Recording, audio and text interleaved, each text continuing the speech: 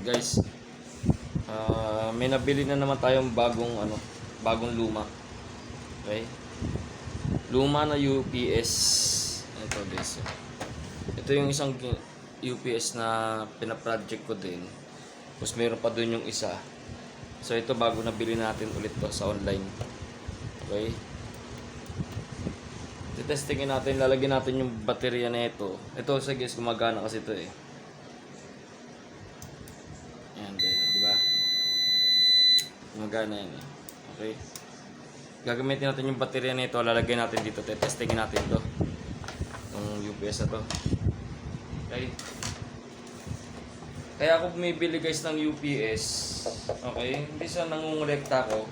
Pwede na rin, sabihin natin nangungulekta ko ng UPS. Kasi guys, magagamit natin to eh. Siguro hindi ngayon, no? Hindi ngayon, pero soon magagamit natin to. Lalo na pagka nag-brand out. Diba? Brand out sa camping. Lahat to magagamit natin. Okay? Kaya ano ko kasi dito guys, ang maganda pagka may UPS, syempre, kung nababalitaan nyo, kinakapusan ng kuryente Pilipinas, no? At least ready na tayo. Ready na tayo sa mga possible na pwedeng mangyari. Okay, kaya namimili ko ng UPS kasi yung isa, ito, siguro lalagay ko sa modem, sa mga ganyan, para may electric fan dito. Okay, yung isa naman para sa mga TV, di ba? Tapos yung isa sa kwarto, di ba? Kaya namimili ko ng mga UPS. Tapos minumodified na lang natin.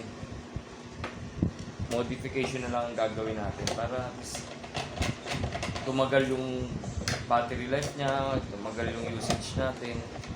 Yun lang. Yun ang ano ka dyan. Okay. Yan. Yan yung motor nila naglaglaga na.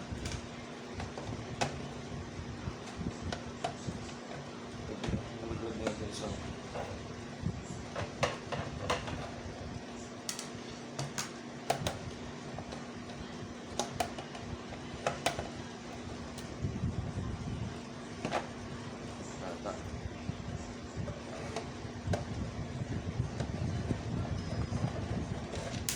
Yan, is 4 na tornilyo na. Okay. Okay. Ang naman niya, medyo madumi. Yan guys. Oh. Okay, medyo malikabok. Walang problema malikabok. Matatanggal natin yan. Ang kailangan natin malaman kung gumagana. Yan yun. Okay. Ito baterya. Asan ang positive ng baterya? Ito guys yung positive nya.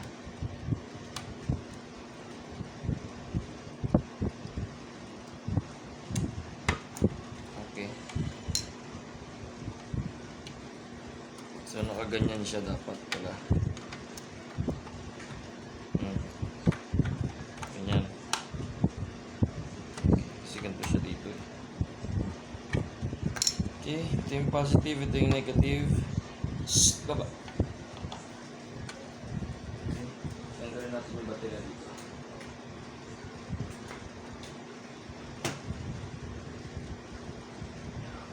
Okay, guys, ito yung baterya. Oh, yeah, kasha. Okay. Maganda guys to kasi 300 ko lang nabili. Diba? Positive, negative. Negative tayo dito. Positive tayo. Medyo ayan na, nag-spark na. Ayan guys. Okay. On natin.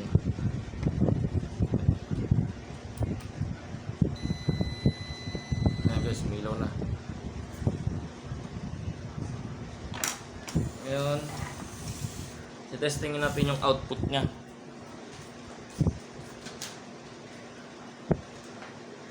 Testingin natin yung output niya. AC. Okay. AC na tayo. Tingnan natin kung mayroong output.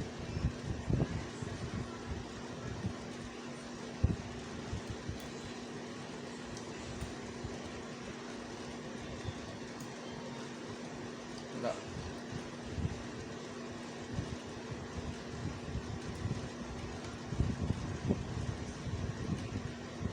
Wala. Ito sa connection.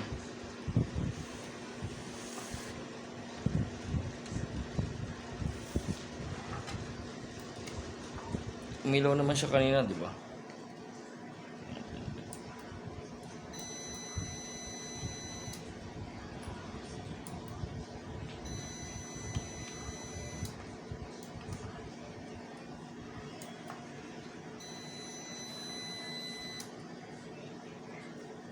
Okay, ba't siya namamatay? Okay, tingnan natin. Output.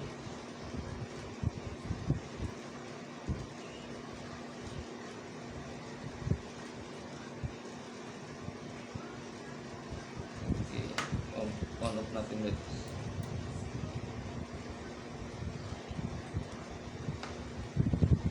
Natin guys, kung magkakaroon ng output.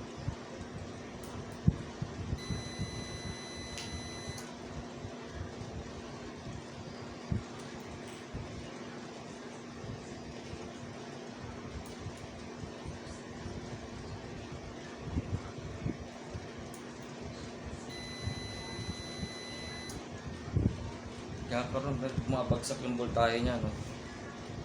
So,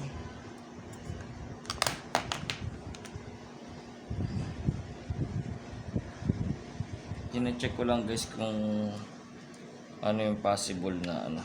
Kasi nag-go naman siya eh.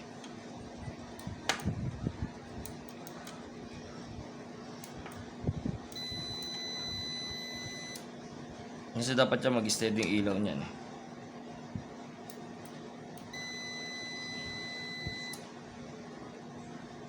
Hold ko na siya.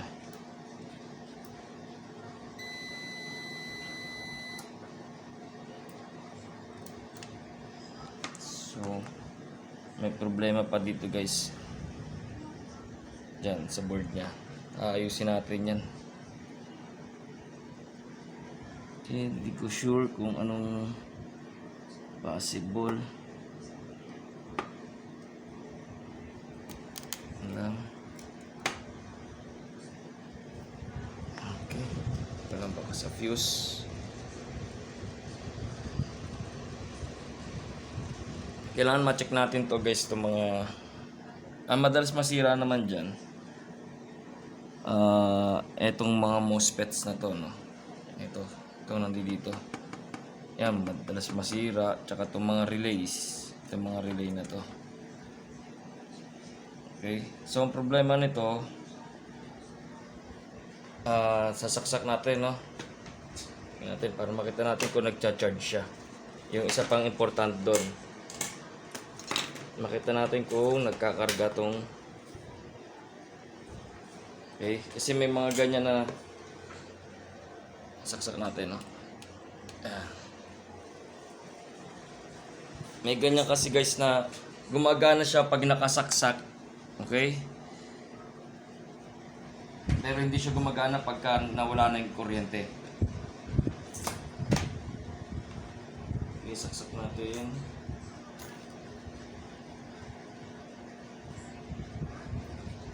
Guys, saksak natin. Tingnan natin kung puputok.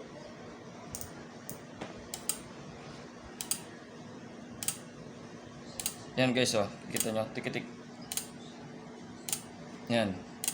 Naririnig nyo? Okay. Yan. May mali doon. Hindi dapat ganun yun. Kaya malamang sira ang isa sa relay dyan. Yan, Oh. Inaririnig nyo nagtitrip relay yun eh. Okay? Relay yun. So, possible may sira sa isang relay. Yan, sa tatlo na square na yan. Apat, actually apat yan, puro relay yan eh.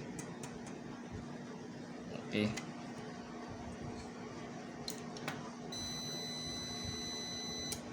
Wala. Okay. So, sa next video natin, gagawin natin yan. Itong, ano to. I-standby natin muna to, no? Kasi tatapusin ko muna dito. Yan.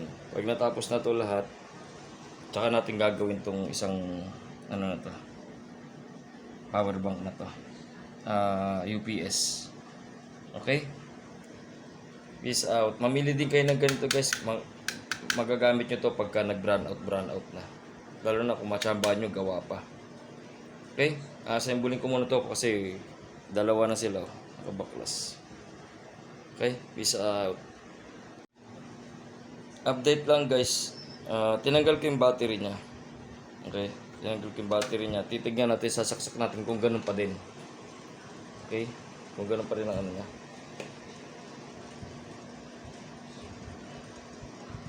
Okay? Hindi siya nagkiklik-click, no? Yan, wala yung tikitik-tikitik. Ganun, ha? Tapos titignan natin yung ano. Kung may masusuka tayo ng voltahe.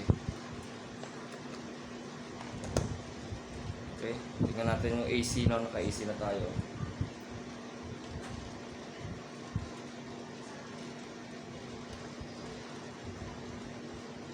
Meron 7 lang. Makababa naman ang 7.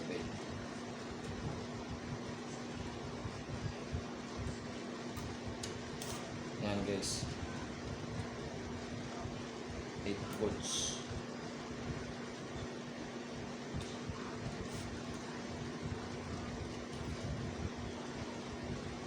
Okay. Sa ganyan, guys, 9 volts ang lumalabas. Ang sira niyan, guys, alam nyo ko, guys, kung anong sira dyan. Walang sira sa board natin. Kasi ito nakarekta na to eh. Nakarekta na siya. So malamang ang sira natin dito is itong transformer. Itong transformer na to, ang sira. Yan.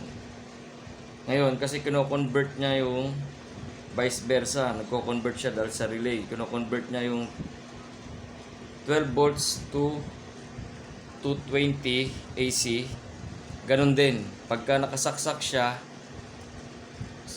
kino-convert niya yung 220 to 12 volts para mag-charge naman yung battery natin. Okay, ganun yun. Vice versa siya. Gamit yung mga, yan, yung mga relay na yan. Okay, pero ngayon, dahil wala tayong nakukuha ang voltahe, 7 volts. Ang baba niyan, 7 volts. Okay? So, may sira kaagad itong transformer natin. Pag walang voltahe dito lumabas, malamang may sira dito sa mga MOSFETs. Dito. Okay? Sa mga MOSFETs. Kung walang lumabas na voltahe dito, halimbawa, 0 talaga yan, 0. Kaya sira natin doon sa MOSFETs. Okay? Pero since may lumalabas na mababang voltahe, ang sira natin transformer. Pag gumana naman siya, halimbawa, okay, nakasaksak si battery, pero pag in-on mo, ayaw mag-on. Pero pagka nakasaksak din yung battery, nakasaksak din tong AC. Tapos meron siyang voltahe rito. Ang sira dito sa apat na to, yung relay na to. Yan, kasi nag-fail siya mag-convert to 12 volts, i-invert niya sa 220. Vice versa. Ganun yun. Okay? So probably ito, ang sira natin. Ito transformer, ang baba ng voltahe binibigay niya. Okay, sobrang baba yan. Kasi nagbabato na tayo rito ng 220 volts eh. 220 volts papunta rito yan eh.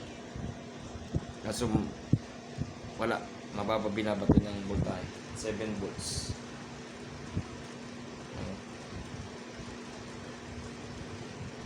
7 volts lang. Okay? Yun ang ano niya. Sira niyan, yung transformer. Okay? Peace out. Papalitan natin yan, hanap tayo ng transformer. Okay?